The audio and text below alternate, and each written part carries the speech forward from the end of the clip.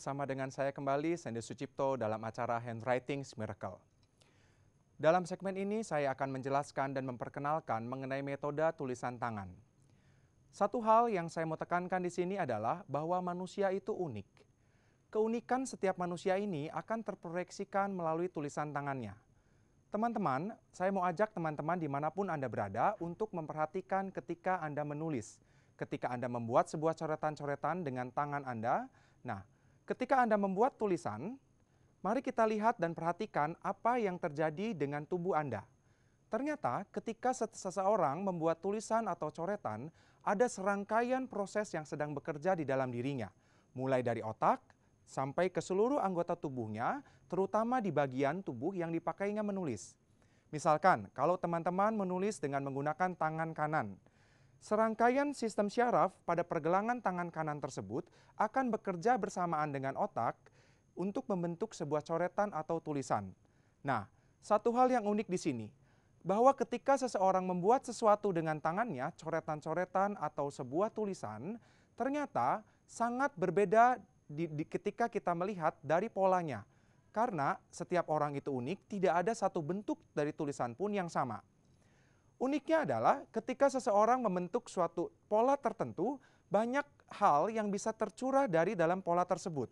Misalnya, ketika seseorang mempelajari sebuah tulisan ketika kanak-kanak, ternyata seseorang yang mempelajari tulisan yang sama dengan teman-teman lainnya pun dalam bentuk-bentuk huruf-huruf tertentu, seiring dengan pertambahan usianya akan mendapatkan perubahan pola atau bentuknya. Kenapa demikian? Karena satu hal yang pasti adalah sistem syaraf manusia itu berubah dan berkembang.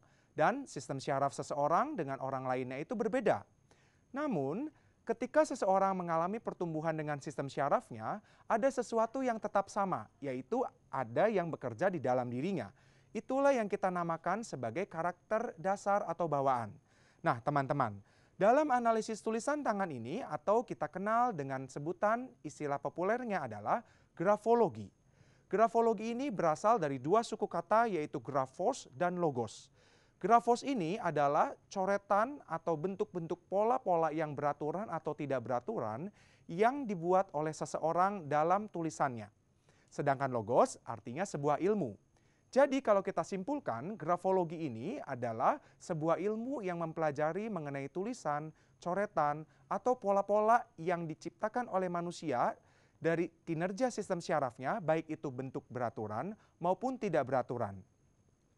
Satu hal yang sangat unik ketika seseorang membuat tulisan, yaitu ketika seseorang menulis banyak dari pola atau coretannya yang tidak disadari oleh dirinya sendiri. Nah, untuk ini nanti kita akan lihat, saya mau ajak teman-teman untuk melihat nanti ketika segmen handwriting klinik nanti, bahwa ada banyak sekali bentuk-bentuk coretan yang bahkan penulisnya sendiri tidak sadari. Karena apa? Karena ketika seseorang menuliskan sesuatu atau membuat coretan atau tanda tangan, ia lebih banyak berkonsentrasi terhadap bentuk dan juga terhadap isi dari tulisan tersebut. Benar bukan? Nah, oleh karena itu banyak hal, banyak pola yang sering kali dilupakan. Dalam metode analisis yang kita sebut dengan nama grafologi ini, kita akan menganalisis bukan hanya dari bentuknya. Karena banyak sekali juga orang bertanya pada saya sebagai seorang analis, bagaimana kalau misalkan bentuk tulisan atau coretan yang saya buat ini tidak baik atau jelek, seperti kaligrafi kalau saya sebut. Nah, ternyata bukan dari bentuknya, karena pola tulisan ketika seseorang itu menulis, baik itu sangat indah sekali bentuknya ataupun tidak beraturan bentuknya atau berantakan, itu tidak masalah. Karena yang kita lihat atau kita nilai, kita analisis di sini adalah pola-pola dari coretan atau tulisan yang terkandung ketika orang membuat coretan-coretan tersebut. Sehingga banyak sekali bentuk dan pola yang tidak disadari. Nah, itulah yang kita analisis. Kemudian, kita juga mengenal ada yang namanya metode grafis. Kalau teman-teman pernah mendengar grafis, apa itu grafis? Grafis ini adalah sebuah bentuk pola coretan-coretan yang tidak beraturan, seperti doodles. Yang mana tulisan tangan ini hanya merupakan salah satu bagian. Karena kalau kita lihat atau kita nilai, ketika seseorang membuat tulisan, baik itu dia adalah seorang saudara kembar atau adik kakak, polanya pun selalu berbeda. Sangat menarik bukan? Karena tulisan atau coretan yang dibuat seseorang melalui kinerja sistem syarafnya ini bersifat sangat individual. Sehingga apapun yang tercoret atau tertoreh dalam sebuah lembar kertas itu adalah proyeksi dari dalam dirinya. Satu hal yang pasti dan sangat menarik adalah yang menjadi dasar pertanyaan ketika seseorang membuat suatu pola tertentu. Kenapa dia bisa membuat pola bentuk huruf seperti itu? Sedangkan banyak sekali pola bentuk lainnya yang ada dan bisa dipilih. Tetapi kenapa seseorang membuat bentuk pola tersebut? Nah, oleh karena hal tersebut, maka pola-pola tersebutlah atau pola-pola itulah yang menjadi proyeksi dari dalam dirinya ketika seseorang itu melakukan atau mencoret suatu hal dalam bentuk tulisan-tulisan.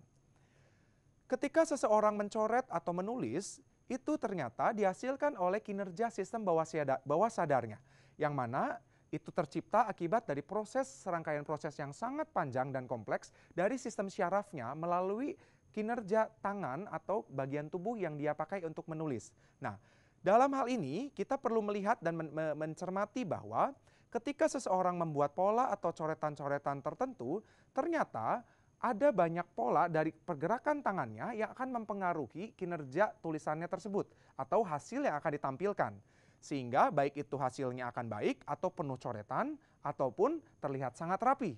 Nah, oleh karena itu, ketika seseorang membuat suatu coretan-coretan atau ketika seseorang membuat tanda tangan atau dia sedang menulis suatu rangkaian cerita, dia akan menampilkan dirinya sendiri. Sehingga sekalipun ia adalah seorang aktor yang sangat hebat, tidak bisa menipu seorang analis.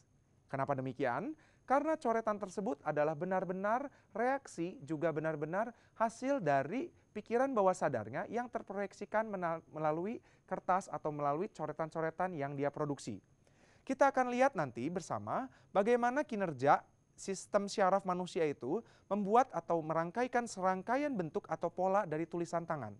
Karena ketika seseorang membuat tulisan sekalipun, baik itu dia gunakan tangan yang biasa dia pakai nulis, atau dia pakai tangan yang tidak biasa dia pakai nulis, atau bagian tubuh yang manapun, selama dia mampu melatihnya dengan sangat baik, pola dan bentuknya akan tetap sama kualitasnya.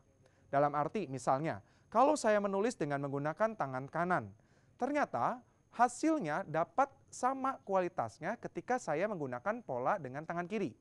Teman-teman, nanti ketika saya bersama dengan bintang tamu saya, kita akan bahas bagaimana pola ini sangat unik sekali karena pola ini benar-benar bisa memperlihatkan bahwa kinerja sistem syaraf manusia dari bawah sadarnya sedemikian rupa merangkai bentuk-bentuk dan pola yang akan serupa. Baik itu digunakan atau dihasilkan oleh tangan atau organ yang biasa dia pakai nulis, atau dihasilkan oleh bagian tubuh lain yang dia tidak pakai nulis. Nah, dari proses atau dari serangkaian aktivitas kinerja sistem syaraf manusia dengan tulisan tangan ketika dia membuat pola-pola atau bentuk-bentuk, kita akan mencermati bersama ternyata titik, koma, atau tanda-tanda baca pun itu merupakan analisis atau termasuk dalam kategori analisis dalam metode grafologi. Sangat unik sekali di sini. Karena metode grafologi ini di beberapa negara maju di barat, di Amerika dan Eropa, sudah menjadi sebuah metode yang sangat formal. Bagaimana kita sebut formal? Karena di beberapa negara maju tersebut, metode grafologi ini sudah menjadi sebuah atau serangkaian proses pendidikan mulai dari gelar sarjana, master's degree, dan doctoral degree. Nah, kalau saya mau boleh bercerita di sini, dari beberapa negara maju tersebut, kemudian dibawalah metode grafologi ini dan dikembangkan secara luas ke seluruh dunia dan sampailah ke Indonesia. Saya, Sandy Sucipto, dari Gestalt Center, kami memiliki serangkaian program analisis, juga kami memiliki beberapa program edukasi yang terstandar internasional. Kenapa demikian? Karena di dalam program kami, metode tulisan tangan ini ternyata memiliki jenjang, memiliki banyak sekali analisis yang bisa kita gunakan, juga bisa kita dapatkan dari hasil analisisnya. Contohnya, saya secara pribadi, saya merupakan seorang analis yang lebih dikenal dalam bidang forensik. Karena grafologi ini manfaat dan fungsinya sangat beragam sekali. Baik itu dapat digunakan untuk mengetahui minat, bakat dalam diri seseorang, juga dapat digunakan untuk mengenali apakah seseorang ini cocok atau tidak dalam bidang pendidikan tertentu, Atau misalkan ketika dia mau melamar suatu pekerjaan, apakah seseorang ini mampu atau tidak menempati atau melakukan aktivitas pekerjaan dalam posisi atau jabatan yang akan ia masuki kelak. Artinya, manfaat dan fungsi grafologi ini sangat beragam sekali. Hampir semua bidang dalam kehidupan kita dapat kita lakukan dan dapat menggunakan metode analisis grafologi ini. Satu hal yang pasti adalah karena manusia ini unik. Kalimat ini yang mau saya tekankan bahwa karena setiap orang, setiap individu ini memiliki sangat keunikan yang luar biasa hasil kinerja dari otak kita. Sehingga apapun yang tercurah atau apapun yang terproyeksikan dalam tulisan atau dalam coretan yang kita buat itu sangat individual sifatnya. Oleh karena itu, ketika kita mampu mengenali diri kita dalam tulisan atau coretan ini, kita pada saat yang sama sedang mendalami dan mengenali bagaimana dan sejauh apa potensi yang ada dalam diri kita. Sebuah contoh yang sangat menarik adalah kepribadian atau karakter dalam diri seseorang itu seperti telur, teman-teman. Kalau saya mau gambarkan kepribadian seseorang ini seperti telur, yang mana kalau kita lihat telur, ada bagian yang berwarna merah, kemudian dibalut dengan berwarna putih, dan juga ada kulit telurnya. Nah, metode grafologi ini kita dapat mengenali bagaimana karakter atau kepribadian seseorang ini dilahirkan. Artinya kita sebagai pribadi, sebagai individu, bagaimana hakikat hidup kita atau potensi-potensi dalam diri kita, kita bawa dan kita terima. Kemudian itu kita sebut sebagai bagian kuning telurnya. Karena putih telur tersebut menggambarkan, setelah itu kita lihat ada putih telur, menggambarkan bagaimana reaksi, respon, dan juga proses belajar yang kita dapatkan dari lingkungan sekitar kita membentuk kepribadian kita. Sehingga ada bagian terluar yaitu kulit telur, itu adalah topeng atau itu adalah mekanisme sebuah proses yang ditampilkan oleh seseorang ke lingkungan, bagaimana dia mampu berinteraksi secara adaptif di lingkungan. Nah, untuk teman-teman yang masih belajar dimanapun Anda berada, atau untuk teman-teman yang sedang bekerja atau sedang melakukan aktivitas apapun, saya mau mengajak bersama, mari kita dalam acara ini, kita mengenali kepribadian kita masing-masing secara mendalam, juga secara lengkap sekali, sehingga kita mampu bekerja, kita mampu belajar, dan kita mampu menyesuaikan diri dengan segala aktivitas kita secara adaptif. Setelah komersial break berikut ini, bersama dengan saya kembali Sender Sucipto, saya akan menyambut kedatangan dua orang tamu saya setelah yang satu ini.